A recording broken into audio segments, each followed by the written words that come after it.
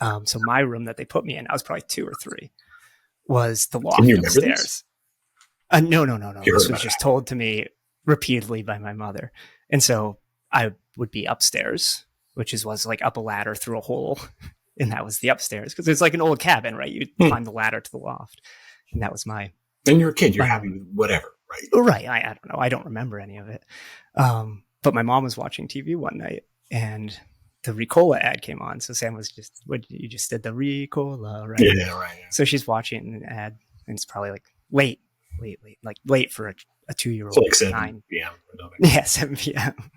And then she just hears an echo from the rooftop of the cabin of me, 2-year-old me, going Ricola. That's awesome. That's one of her favorite stories to tell. So anyways, I thought I'd share. This might explain a few things, Jacob. I fell out of that loft, so I can explain a few things. That's another story. But it does explain a lot, actually. Yeah. I mean, you've recovered very nicely, I have to say. Yeah, besides the damages, but nobody knows this, honestly. So, and we've got Edna with us. This is about Edna this week. This is about Edna. Welcome to the podcast, Edna.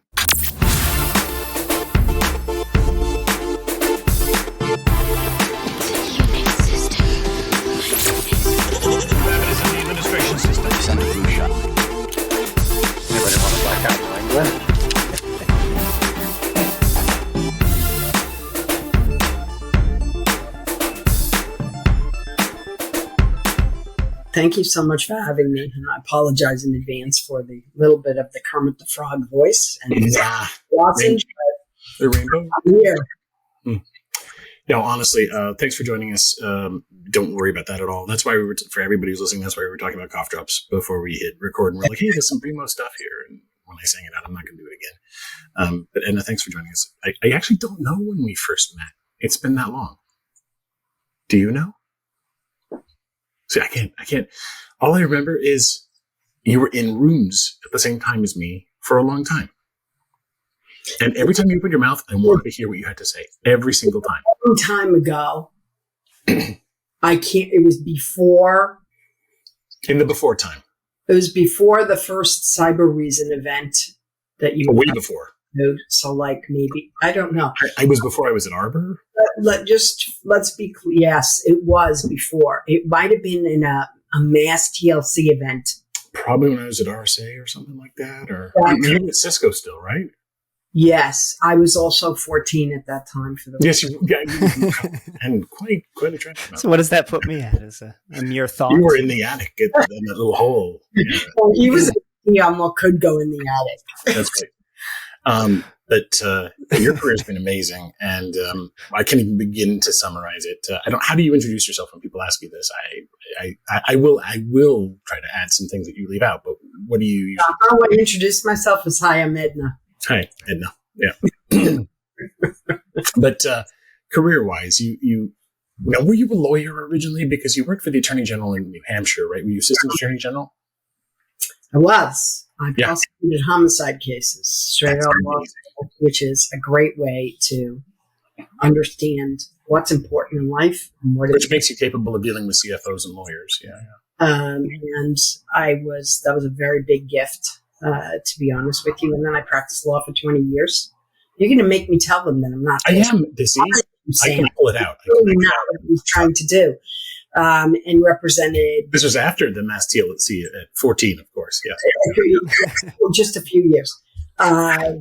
So private practice, 20 years, financial services, a lot of tech companies, and a lot of technology that spanned a variety of spectrums. So think about X-ray laser technology and turbine technology and software, of course, but there was amazing things happening in a variety of places. And what happened was it began this journey of liking to weave quilts, because I see connections where people don't always see connections.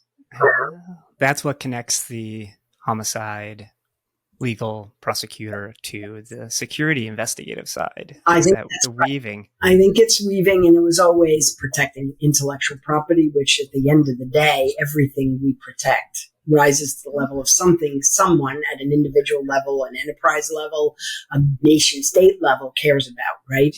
Might not meet the definition of copyrightable or patentable. Sorry, the lawyer's coming out. Mm-hmm. But it's stuff we care about. That's the technical jargon we should use. So was very happy doing that, and came back, and I did this bi-coastal thing. I was at a farm in California. I stayed most of my life in New Hampshire, and then went to Cisco. Cisco was a client. Was lucky enough to go join them, and had basically 4 careers there. So, I know about the CISO for the supply chain at Cisco. What were the other 3? So when I first joined, if you think about, and both of you might not remember this, kind of not really being 14, when you saw the .com revolution start, I was in it. You saw folks thinking about things in a very siloed and sometimes linear way, right? So routers and switches were things that you sold. You didn't necessarily think about the software on them. You wrote the software that was fantastic. Don't get me wrong. Operating systems were great, but you sold it. What could go wrong, right? Well, there's a box. Here's the box. You get it. So too, as that growth happened, they were hiring unbelievable lawyers, and our first general counsel was fantastic. And there were some things that were going on that I had the ability to assist with, and that led them to conclude that maybe it would be great if I came in-house and built a licensing team to think about software and hardware and other things that we license.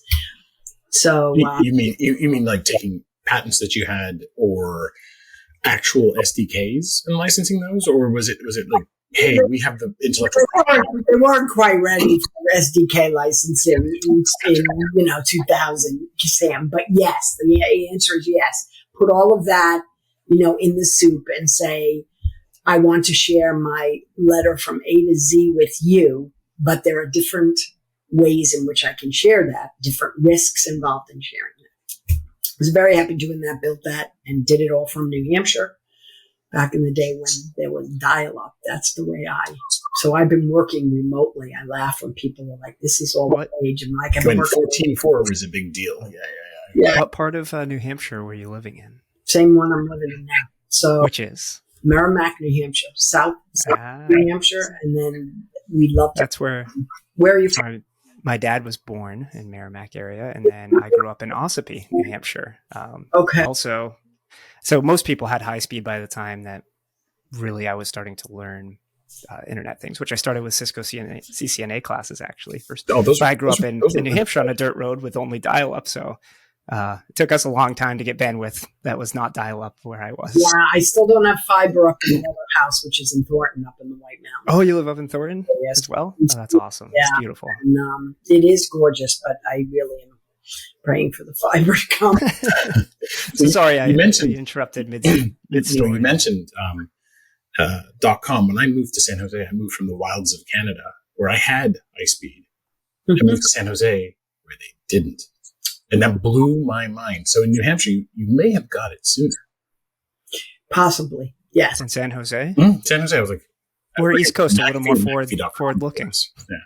I'm not going to go there because for years when people ask me where do you live or where are you right now or describe yourself, I'd say I hail from the live free or die state. If you don't know what that is, go read a history book.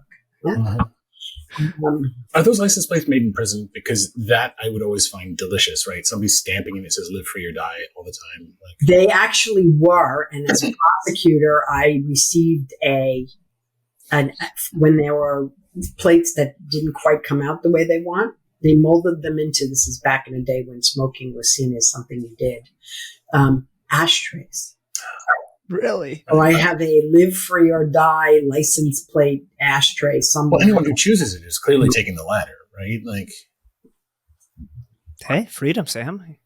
Maybe both. I'm a fan of both. There's a cost. No judgment. There was a cost. So where were we?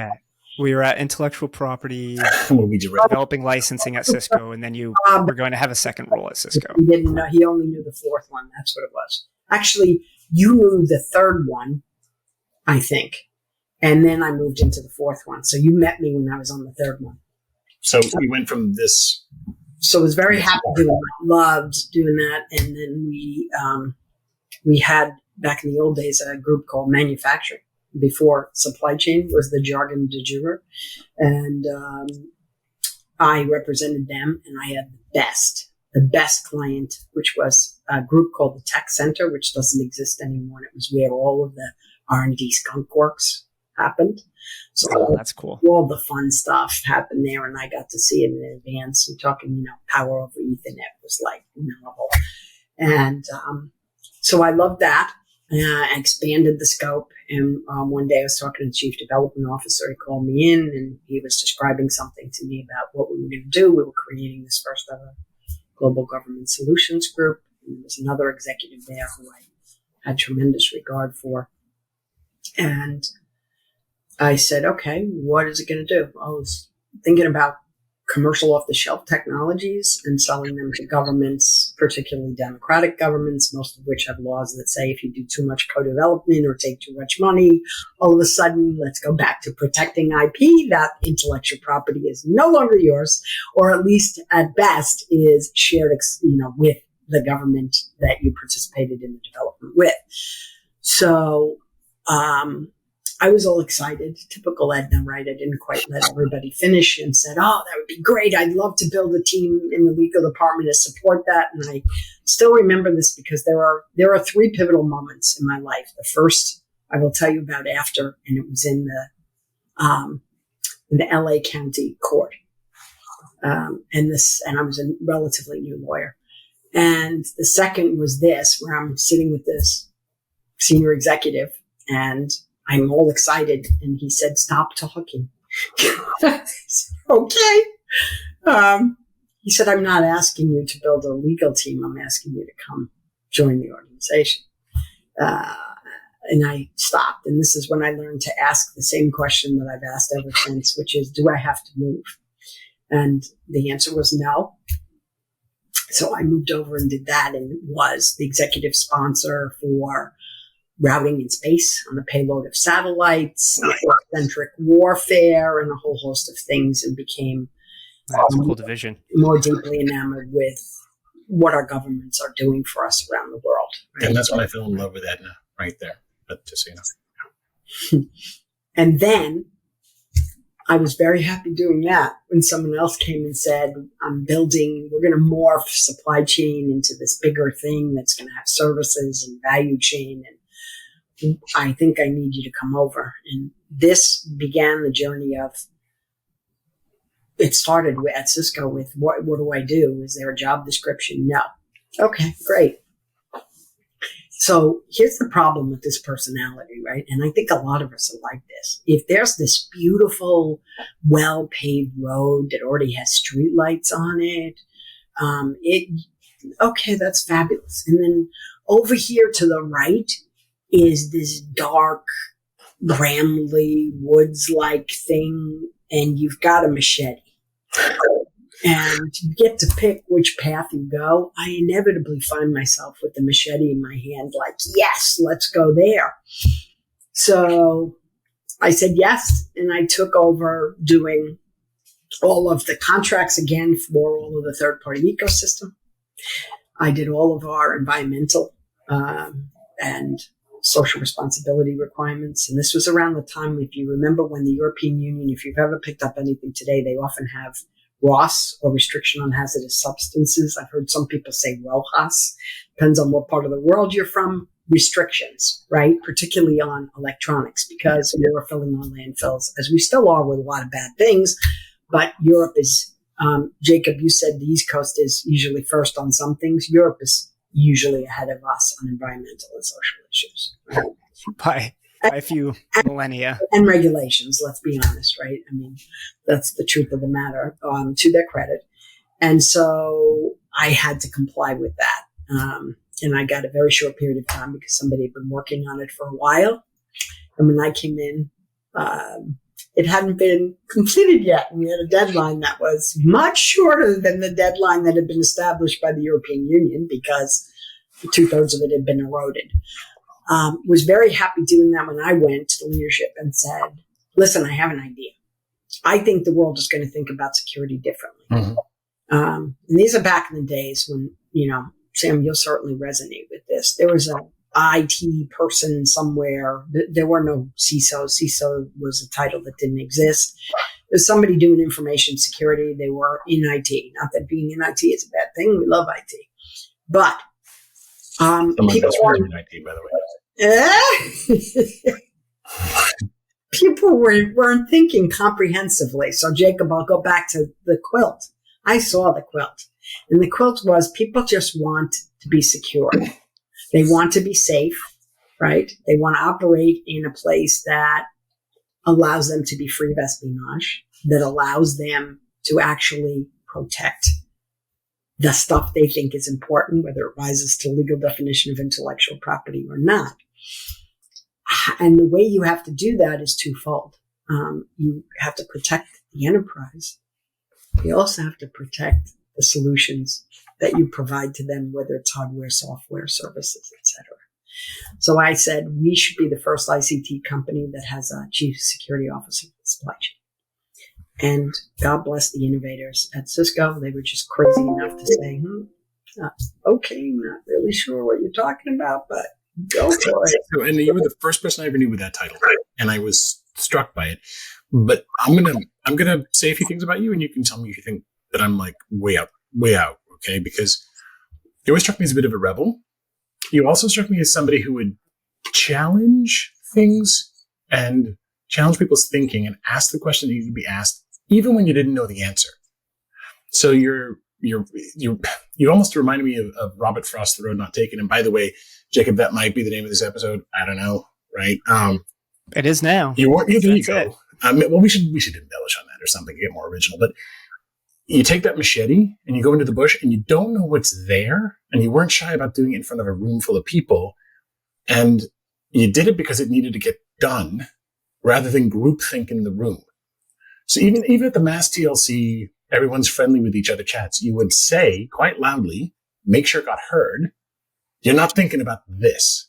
By the way, you're laughing, but it was amazing to see you do it. And I have a feeling you probably did that when you suggested it. Supply chain makes me think of a quilt, by the way. It does. And I don't think it's a coincidence. You were probably thinking about what's the quilt that gets to here. I think if you think about the end user, I'm not sure that I'm a rebel. Okay, maybe you're not. Maybe I'm pushing it too far. I went to you're a challenger. I know. Boy, I went to the prom with Sam. I took his name. I gave birth to one child. I have had one dog. I'm kind of a one guy woman. We all challenge in some places, and we're all boring in others. Like I'm dead dull in others. Right? So I think I like the joy that comes from learning from others. There is so much around us that people forget about. And if you watch what happened, for example, with the medical industry when they started to specialize, the story I always tell is like we got to the point at a certain time, let's say late 70s, early 80s, where you'd walk in, you'd walk into the podiatrist, right? Yeah, I was just thinking podiatry. Who chooses that? I mean, it's not our demographic, so I can say this. Who is like, we just lost 50 me. Maybe I should leave that. Keep going. Podiatry. And you're right. Chiropody in the UK. You're missing. Literally, it's been cut off. You're bleeding from your shoulder. And your left eye is like hanging out of its socket. And the podiatrist looks you have a hangnail. Says, you look fantastic. Your feet are great. No bunions, no any of the other things that plague your feet. Sorry, I'm not familiar with them.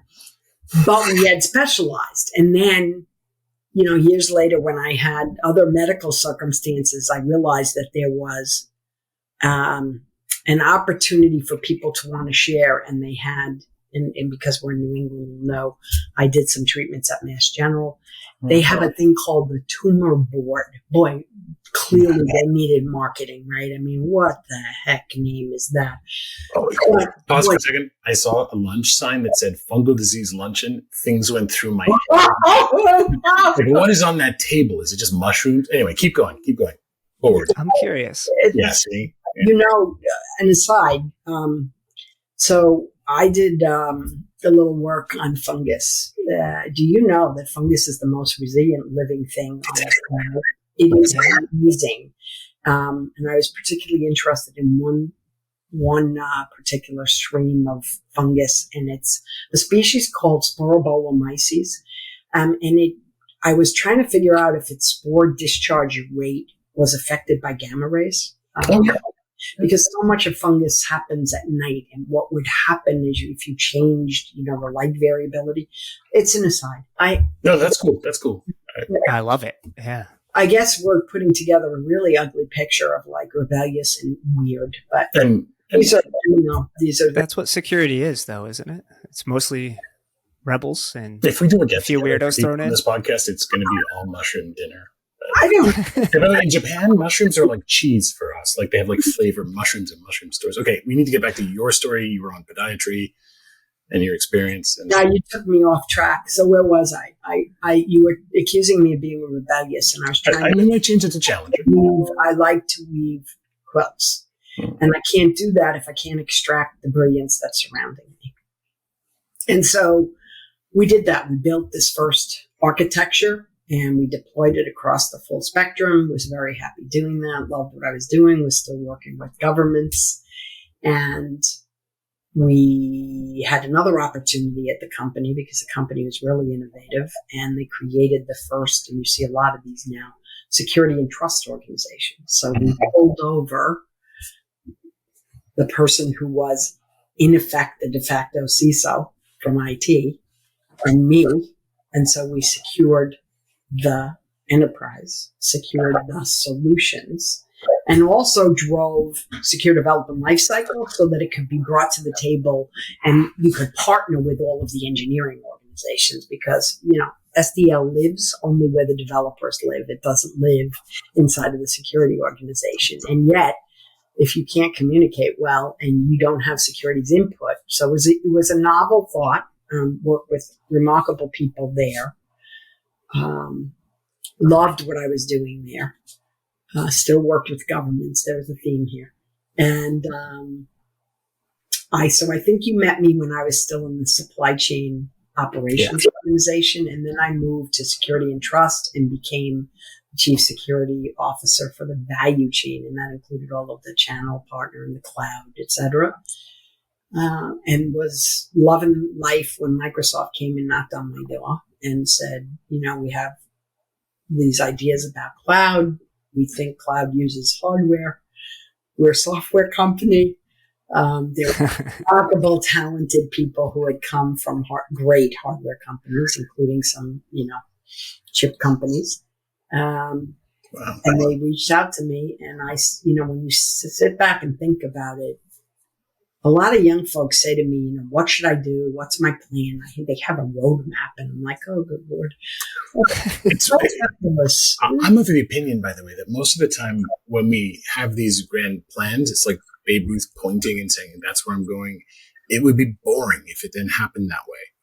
And that most of the time the narrative is imposed after the fact. Like, yes, we should maximize opportunity, but to pretend that we know I'm doing this and this and this and this. This is my roadmap. And ding, ding, ding, ding. Like you're climbing. Remember the Matterhorn thing on Price is Right? Like, no, you don't know. You're maximizing opportunity.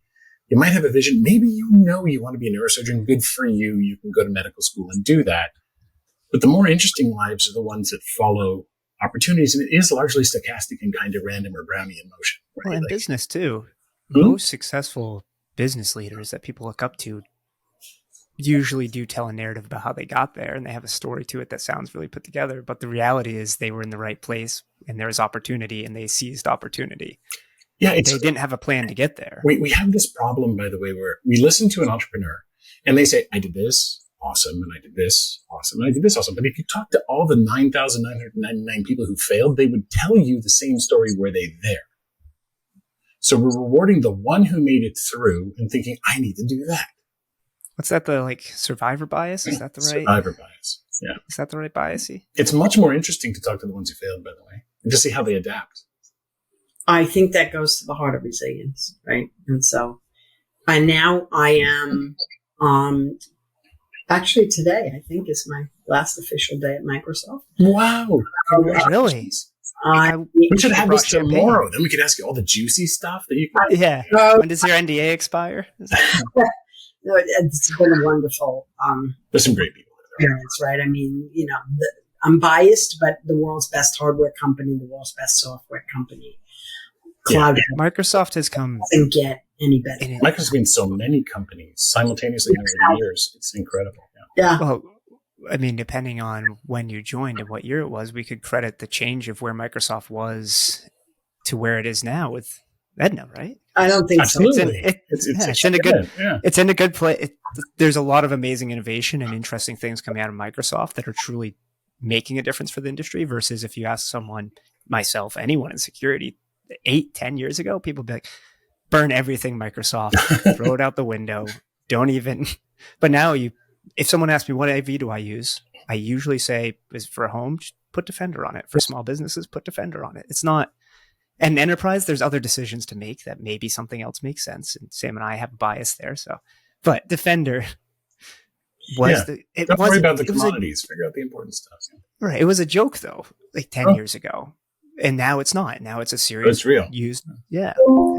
I think people forget that even great companies have to work at things and there's a trajectory and a timeline, right? And so folks like to poke holes and they like to point fingers, but everybody has failures. You just may not know about them.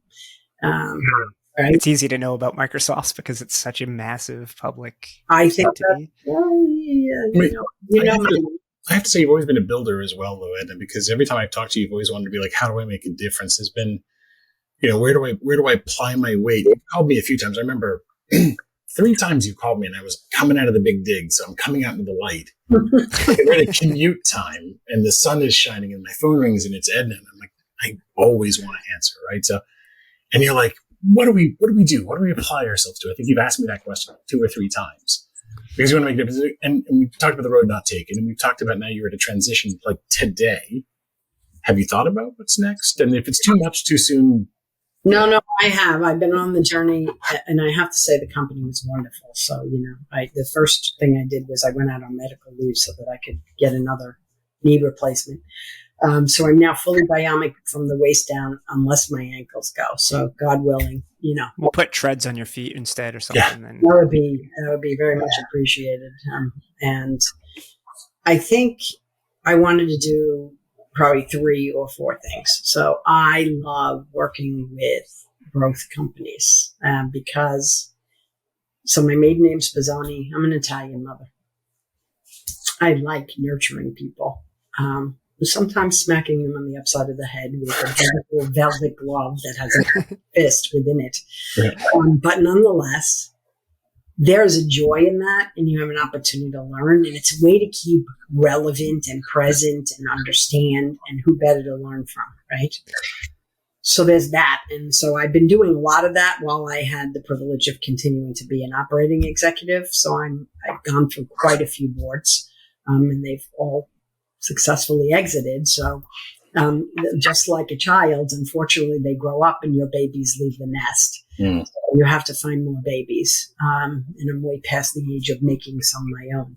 So I think I want to continue to do that. And then I work with both VCs and private equity companies as well to help them as they look at what it is that they're going to put in their portfolio, how they add, because the great ones, they actually wrap their arms around their entrepreneurs as well, and they help them.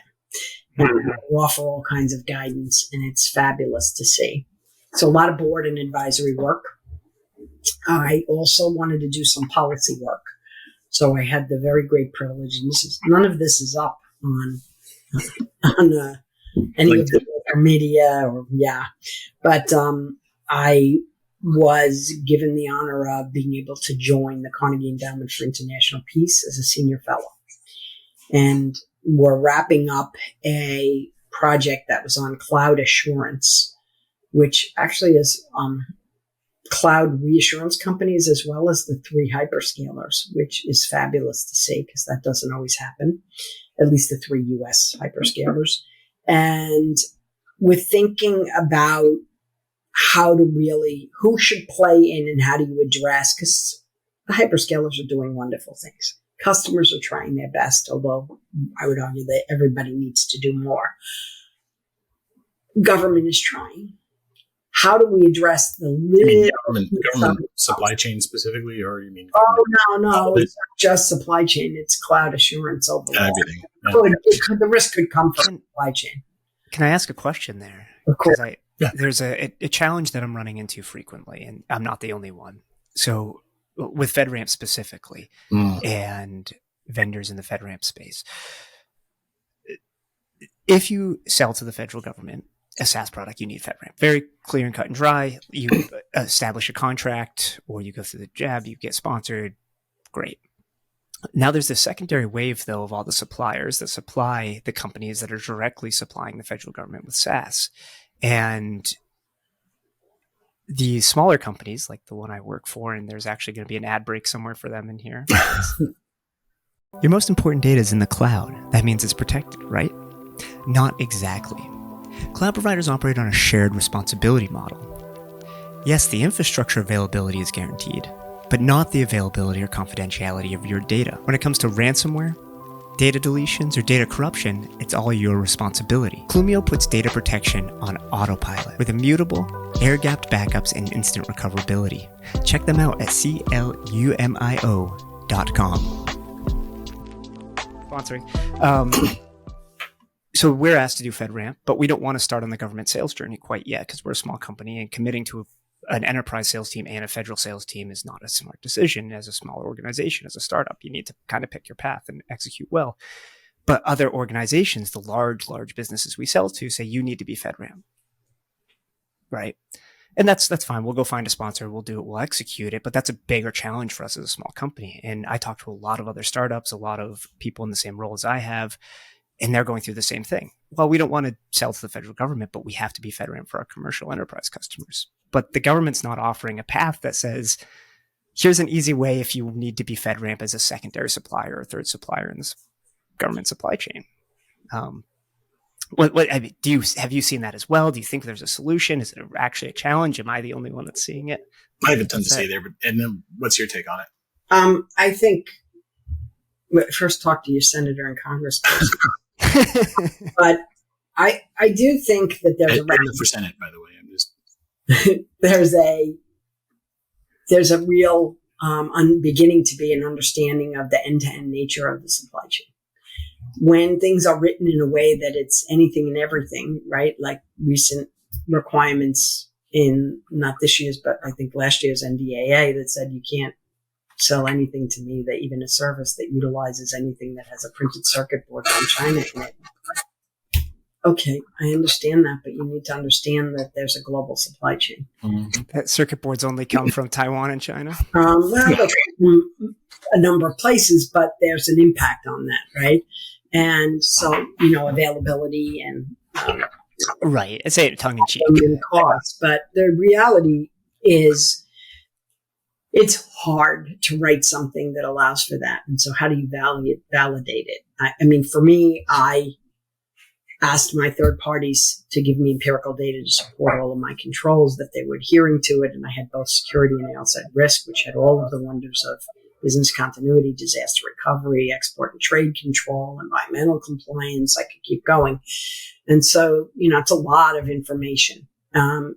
There's a way to do it. I think the way to do it is to recognize that you're in partnership with somebody and say, you can use this for others. So one thing to consider is, does your FedRAMP certification enable you to bypass or get a pass on something that someone can ask? I think you also have to have intelligent conversations and say, thank you for asking me to do this, but I'm not supporting your government contract. I'm supporting your enterprise. Is there a path where we could schedule a time where I can do that?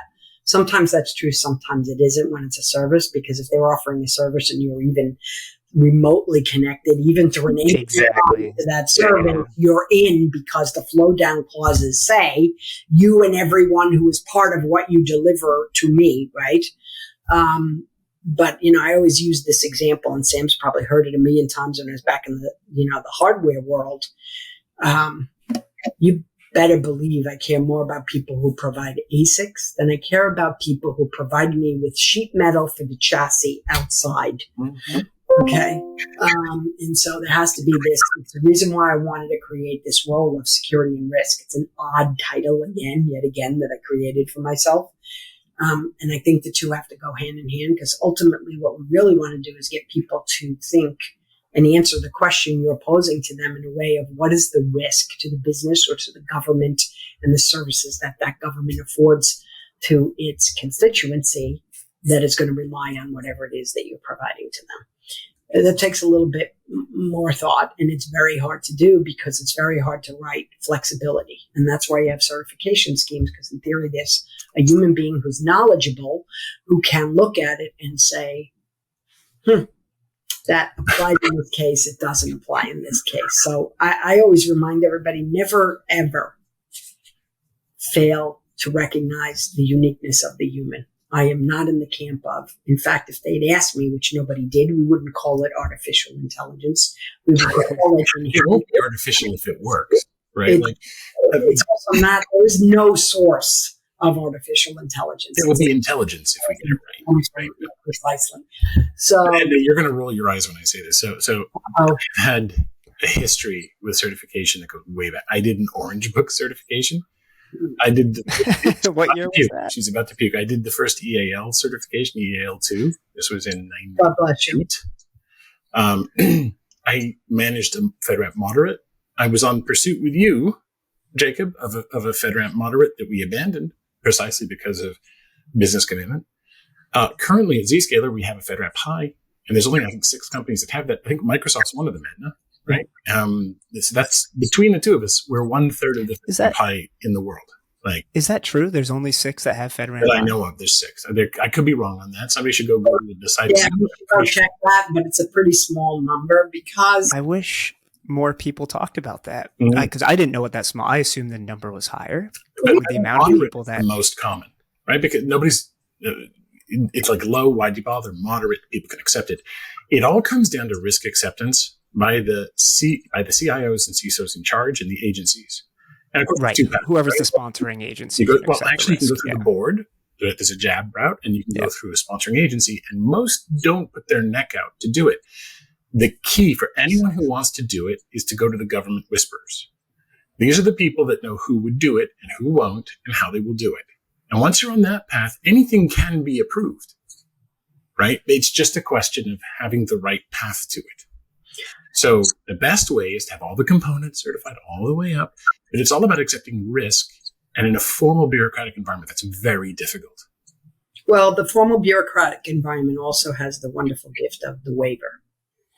So, yes, waivers can to give that government procurer an opportunity to recognize the risk in a way that allows them, because they don't have necessarily the luxury of saying, no, I'm sorry, I'm going to not procure this in the fashion that the regulatory schema mandates me to do so, right? I mean, this is not going to happen. And I've been on both sides here. Let's just say not many on the other side from where I sit right now take the path less taken.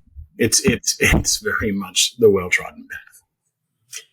Yeah, I think it varies too. I mean, there's there are many people on the good side on things like airplane engines than there are.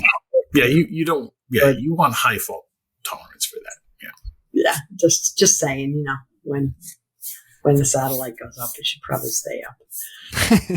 If the router goes down on the payload, all right, because that's purpose, right? But and there was this meme where this guy turns to someone who's working on the plane. I don't know the political correct term, so I'll just leave it there, and says, "How often do planes crash?" And crash, and the woman said, "Once," which I thought was pretty funny, right? But it's priceless, and I think a lot of people have. My big claim to fame is I always ask people, they're like, when you fly a lot, as so many of us do, have you ever had to use the escape?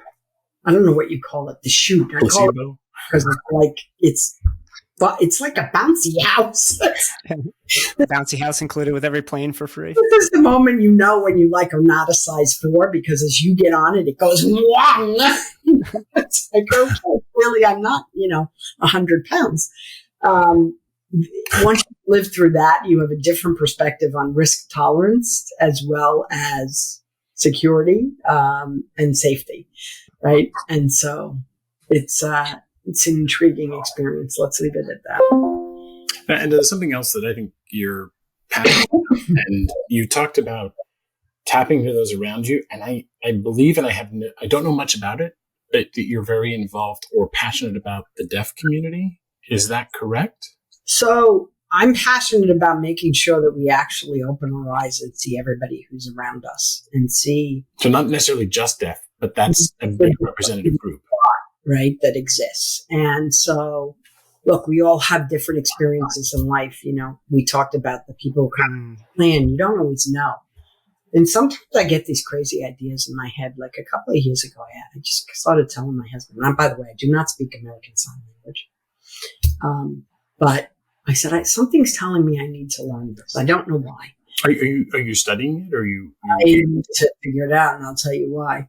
A couple of years ago now, it might have been more than a couple of years ago, quite some time ago, I was privileged to be included in the Fortune Most Powerful Women community, and I was at one of the events, and I met somebody who I just fell in love with, who was deaf, and turns out she is the president of Gallaudet University, which is an intriguing university that has public funding as well as being a nonprofit. And so they have a senator and 2 congresspeople sitting on their actual board of trustees. And their mission is to really, make sure that we are educating the deaf and hard of hearing community in a bilingual way, in an environment that's bilingual ASL as well as in our country English. And they're based in Washington, D.C. And that conversation stayed with both of us for a while. And recently I got asked to interview for, and I've been told that this again is not public, I'm going to be joining the board of trustees. Okay. So I would like to think about. Are we doubting you right now? That would be terrible. Probably we might have to. We can hold off for a bit. I'll bleep that part out, so it'll say you're accepted too. I'm going to be bleep, and then after the date, we'll actually put what it is. Yeah, we'll have to figure that one out. But I think I'll bleep it out for the public. Yeah, great, because it gives me a way to say this community is an untapped resource. And we're bleeding, we're begging, we're just imploring people to go into this space. And if you think about folks who, look, not every skill set fits everything, right? I'm, 66 years old with replaced joints. I would love to tell you that I'm going to go back and become a fire person. I'm not. I'm not going to scale ladders. It's not in my future. Okay.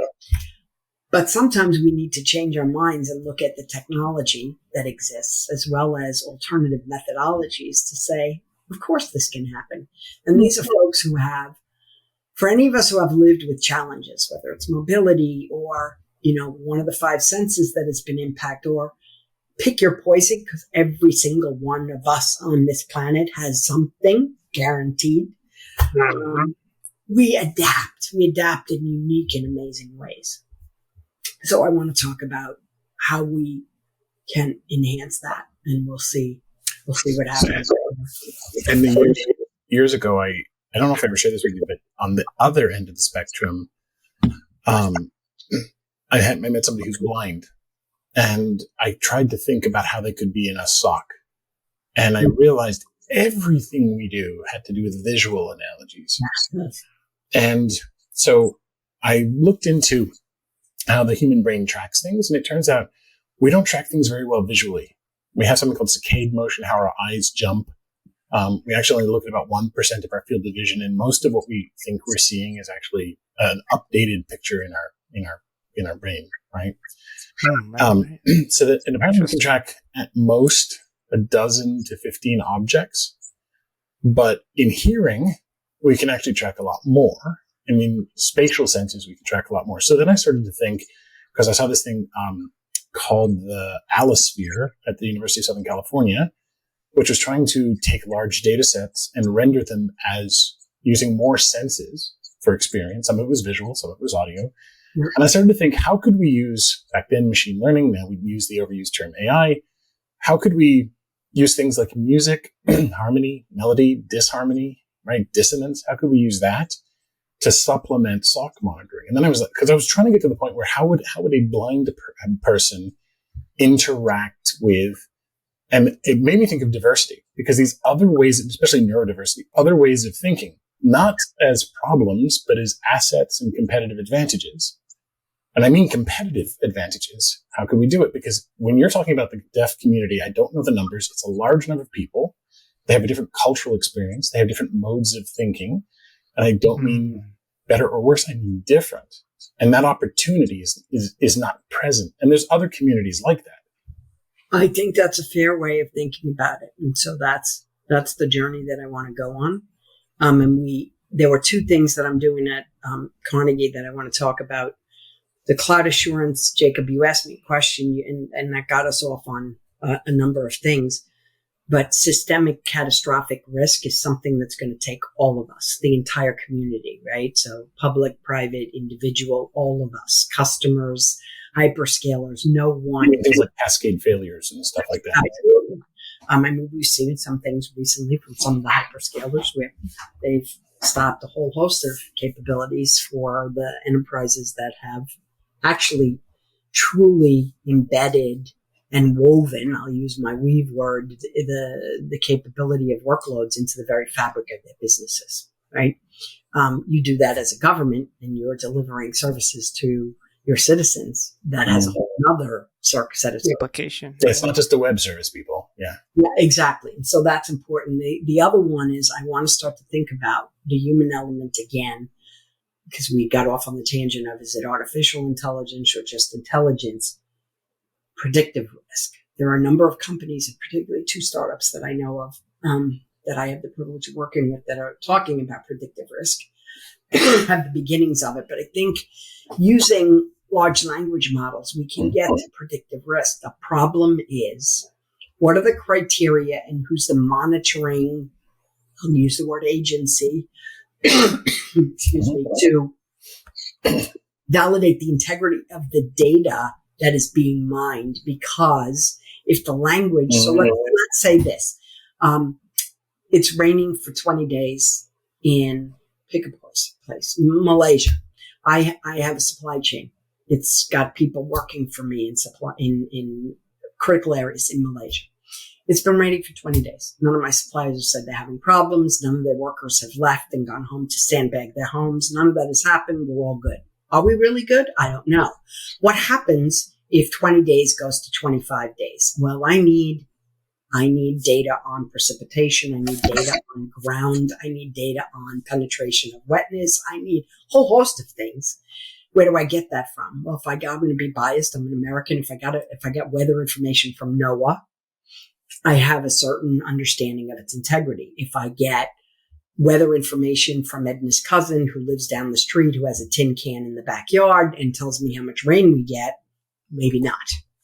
And yet that large language will mine all of that. And so how do I get to predictive risk that's meaningful? And that predictive risk gets us to two places that I love, both security and supply chain. For security, I know it's going to come before it actually impacts me. I see the attack coming. And the second thing is I know what to do before the disruptive impact has occurred. And more importantly, I know when not to pull the trigger, because sometimes you pull the trigger. Remember that risk discussion? And you actually don't gain benefit. You do yourself more harm, because the risk ramification of riding it out is less than moving operations to a different location. So those are the things right now that I'm working on, the host of boards that I'm on. I'm working with companies that do anything from, unclonable diamond dust for track and trace and verification to logistics optimization in the warehouse using custom robotics and digital twin and some AI to help That's cool. Track process, and then security things like MDR and the next generation of operational resilience, etc. There's some interesting second order things. There's some interesting second order things that come from it as well. Dr. Long Kaufman and I did a presentation at RSA in 2020 where we looked at privacy enforcing technologies because of biases that come into models. And, some of the, it might be a risk decision, but you also need to be able to say, does that get trumped by human life risk? Do we want to be putting in social issues like things like global climate change? And how do the models go completely wrong when the climate starts to behave fundamentally differently? So I'm fascinated to see where this goes as you've advised these companies, because it's not going to be that straightforward. But mind you, the old actuarial tables were for first order risk and very simple things like does a house burn down or does a hurricane hit somewhere? And it's not that simple anymore when there's intelligent adaptation. There is not. It's not, and that's really important. And sorry, Jacob, I cut you off. No, that's okay. I hate to have to do this, but startup life. We're at time. It's startup life. I have to run because we have an end of quarter deal that I have to be on the legal team about supply chain, actually. Oh, there you go. Pretty exciting. So I have to go and run and do that. Sam, I'll let you finish this out because I do have to just kind of. I will. So we're going to make fun of you now that you're gone. Oh, that's fine. I'm sorry to do this. I usually don't, Edna. I've never seen you do it before, but here you go. It was my privilege to be here with you. Thank you so much. It was so great to meet you, and I'm looking forward to hearing how you and Sam end this, and hopefully we can meet in person sometime soon. The pleasure was mine. Thank you. Thanks, Jacob. Sam, I promised you that I would try to do something to convince people that I am not the most boring human on the planet. You are not the most boring human on the planet. You were simply not. What were you thinking, though? You clearly have an idea. Well, I did have an idea because I love words. Mm-hmm. And so I thought I am ever the optimist and I'm all about the human. So I thought I'd write something for you. I had an extra 20 minutes this morning. What did you write? Please forgive me. I'm also a big fan of Dr. Seuss. So I wrote this as a closing and I will. Okay, I want to hear it. So you know that I'm left brain, right brain. I love the written word as much as I love technology. So, Edna, have fun with it. We'll do that. And all I will say at the end is thank you. And I will let the audience enjoy it. So take it away. Okay. Well, it's 2023 and it's great to be with colleagues who strive for security. While many lament the world has gone mad, there's just too much that seems, bad. I offer a lens of a different color. When exploring the world, just think of the other. New disciplines, talent, and technology. Around us, they abound. How lucky are we? And remember my mantra, for years I've said this, know them and us. Divisions just lead to an unnecessary fuss. Instead, I implore you, see the future. Not removing all risk or conquering all evil. To me, that just seems a tad bit medieval. Rather, how about we build agility and start viewing our world as one of we? While challenges persist, the we will win. For security will strive and endeavor forever. And of this, I am certain, we are better together. Thank you, Edna. That was beautiful. Thanks for having me, Sam. My privilege.